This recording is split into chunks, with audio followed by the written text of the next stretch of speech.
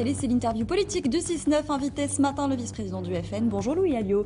Bonjour. Vous répondez à Christophe Barbier. Bienvenue. Le gouvernement passe à l'action contre les rémunérations jugées excessives des grands patrons du public. Est-ce que vous approuvez cette fermeté ?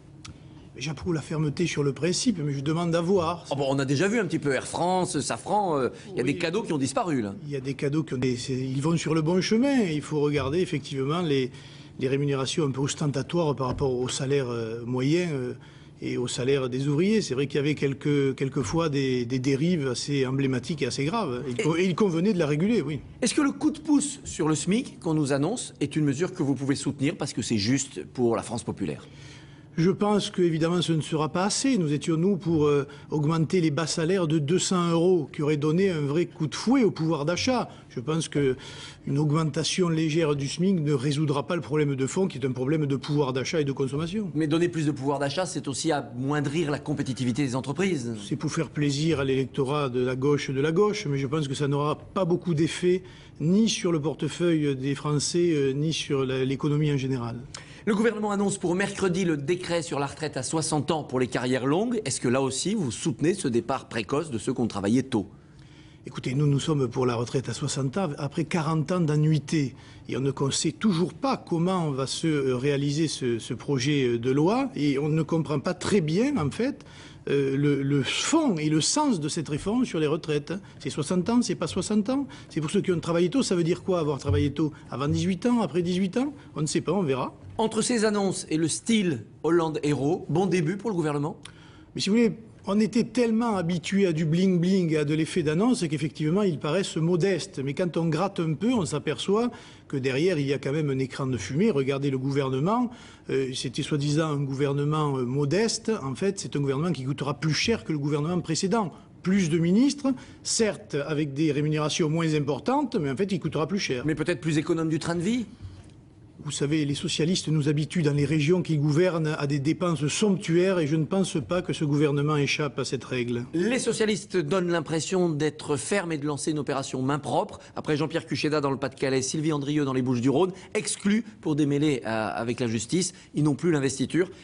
Vous prenez acte de cette opération main propre ? Écoutez, nous sommes en élection législative. La Fédération des Bouches-du-Rhône est touchée par la corruption depuis déjà de nombreuses années. Ils n'ont rien fait. La Fédération du Pas-de-Calais et du Nord est touchée par aussi des affaires de corruption. Mme Aubry n'a jamais rien fait, ni d'ailleurs M. Hollande ou les caciques du parti. Je pense que là encore, nous sommes dans une opération de communication et nous verrons bien après les élections législatives comment réagiront les états-majors de ces partis. Vous pensez qu'on pourrait réintégrer ceux qui ont été exclus avant pour Je pense que si, ce que je ne souhaite pas, puisque je souhaite la victoire des candidats du Front, si la députée PS est réélue dans les Bouches-du-Rhône, vous verrez bien qu'en général, les socialistes sont assez accommodants avec des gens qui ont des casseroles aux fesses. Alors vous n'êtes pas trop accommodant au Front National dans la campagne, ça tape dur. Est-ce que vous regrettez qu'à Hénin-Beaumont, par exemple, un faux tract ait été rédigé pour discréditer Jean-Luc Mélenchon, un tract où on appelait à voter Mélenchon en arabe dans le tract ? Mais pourquoi discréditer ? C'est M. Mélenchon, ce n'est pas un tract diffamatoire, ce n'est pas un tract... Mais c'est un faux quand même. Ce n'est pas un tract injurieux, c'est une phrase qu'a prononcée Jean-Luc Mélenchon. Lors d'un meeting à Marseille, mais sorti de son contexte. Mais c'est ce qu'il pense. Il est dans un vote, il est dans la recherche d'un électorat, j'allais presque dire ethnique et communautaire. Il le dit clairement, voilà. Eh bien, il faut que les gens le sachent, il faut populariser ces prises de position. Mais vous avez ajouté un vrai faux appel à voter en vrai faux arabe. Est-ce que ça, c'est pas déloyal ? C'est pas déloyal, c'est une opération de communication. Il y a eu le premier, il y en aura d'autres. Mais vous saviez, si sur le terrain vous veniez voir à la manière dont la gauche pratique dans les élections, vous verriez que nous sommes là, ce sont des procédés d'enfants de cœur. Et comment pratique-t-elle la gauche ? De diffamation, injures, quelquefois violence physique, atteinte à l'intégrité de certaines personnes ou à l'intégrité des panneaux électoraux, par exemple. C'est puni par le code électoral. Ce sont des gens qui, en façade, ont un discours démocratique, mais qui, sur le terrain et dans les coulisses, sont beaucoup plus violents et sectaires. Le candidat de la droite, justement, dans cette circonscription, si regardé d'Hénin-Beaumont, dit « Les conditions de la campagne ne respectent pas les règles démocratiques ». Est-ce que c'est votre impression aussi ? Non, simplement la droite à Hénin-Beaumont est marginal et il n'arrive pas à exister déjà depuis longtemps. Et je pense qu'il essaye de se faire une place entre les candidats de droite et enfin les candidats du système et Marine Le Pen. Est-ce qu'on ne va pas vers une annulation du résultat quel qu'il soit à cause de tous ces incidents? Non, quand même pas. Il faut pas. C'est pas la guerre civile. Il y a une bataille de militants, c'est normal, démocratique, de tract, d'affichage. Dans cette bataille, il y a 3 candidats plus importants que les autres. Marine Le Pen, Jean-Luc Mélenchon et le candidat socialiste qu'il ne faut pas oublier. Et puis les autres candidats sont un peu écrasés. Mais ça, j'allais presque dire, c'est de votre faute. C'est aussi le pouvoir médiatique qui le veut. Et que répondez-vous à ceux qui disent Marine Le Pen durcit le ton, durcit la campagne parce qu'elle sait qu'elle va perdre, les sondages ne sont pas bons? Mais la politique, ce n'est pas qu'une affaire de sondage, c'est aussi une affaire de cœur et de conviction. Et Marine Le Pen, elle défend son programme, ses idées, elle est au contact de la population, elle fait du porte-à-porte, et elle va dire aux habitants du Pas-de-Calais, si vous mettez un socialiste ou M. Mélenchon, vous n'aurez pas plus que ce que vous avez eu hier. En revanche, si vous mettez Marine Le Pen députée, vous verrez qu'à ce moment-là, le pouvoir s'occupera de vos problèmes. À quoi ça sert 1, 2, 3 députés? À part passer à la télé peut-être plus souvent. Mais vous voulez que je vous dise, d'abord, si ce sont des députés bleu-marine, c'est de porter le débat sur la place publique. Et à ce moment-là, les pouvoirs s'occupent des problèmes qui préoccupent la population. Et puis quand même, M. Barbier, est-il normal, que 20% de l'électorat ne soit pas représenté à l'Assemblée nationale? Et même un député, ce serait aussi abominable que cela? Et je trouve que c'est particulièrement scandaleux. Pour préparer le prochain G20, François Hollande va recevoir à l'Élysée tous les responsables de partis, mais des partis représentés au Parlement. Donc il n'y aura pas le Front National. Ça vous choque ?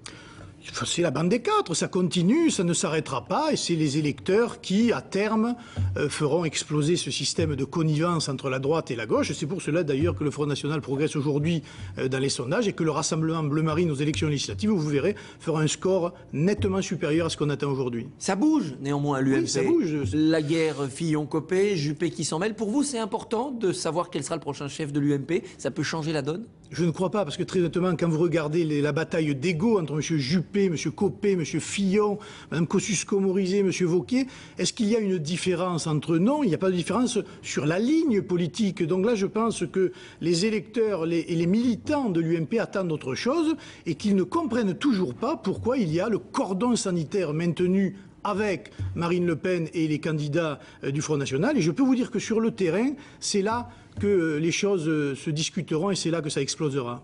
Pour discuter sur le terrain, est-ce que vous êtes prêt à changer le nom du Front National et à changer aussi un peu la ligne? Non, enfin, je veux dire, ce n'est pas le débat.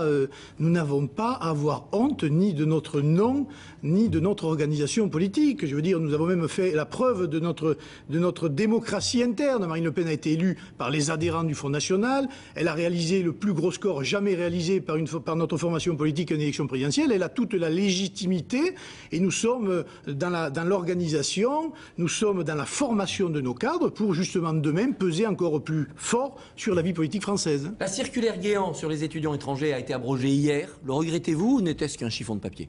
C'était un chiffon de papier. M. Guéant avait fait un coup de com politique pour tenter de mobiliser son électorat de droite. La gauche fait un coup de com politique pour rassurer les organisations antiracistes. Vladimir Poutine est à Paris aujourd'hui. Est-ce que vous souhaitez que François Hollande arrive à le persuader d'intervenir militairement ou de laisser intervenir l'ONU en Syrie? Je souhaite que M. Poutine arrive à convaincre M. Hollande qu'une opération militaire en Syrie serait catastrophique pour la paix de cette région et pour l'avenir de cette région. Qu'est-ce qu'on fait? On laisse Bachar el-Assad massacrer son peuple? On fait ce qu'on peut, M. Barbier. En Libye, on a pu beaucoup quand même. On sait depuis maintenant la première guerre en Irak que toutes les interventions militaires qui ont été faites par l'Occident dans ces pays-là ont conduit à la misère, à la guerre civile et finalement à renforcer des intérêts économiques et notamment pétroliers qui n'ont rien à voir avec les droits de l'homme. Sauf en Libye où il y a de la démocratie, même s'il y a toujours un risque islamiste. En tout cas, c'est mieux que Kadhafi. Écoutez, il y a de la démocratie. Pour l'instant, il y a des guerres entre tribus, il y a des guerres entre ethnies. Et vous dites qu'il y a de la démocratie. Pour l'instant, il y a des islamistes qui sont aux portes du pouvoir, comme en Tunisie, comme en Égypte, et je ne suis pas persuadé que ce soit un avenir prometteur pour justement les droits de l'homme. Aucun ministre français n'ira en Ukraine assister à un match de l'Euro, au nom des droits de l'homme notamment. Est-ce que c'est une bonne décision? Très honnêtement, non, je crois que là encore, c'est un coup de com' pour essayer de peser sur la libération qu'il faudrait de Mme Tymoshenko. Mais voilà, je ne pense pas que nous arrivions comme ça, par ces coups un peu médiatiques, à faire avancer les choses. Louis Alliot, merci, bonne journée.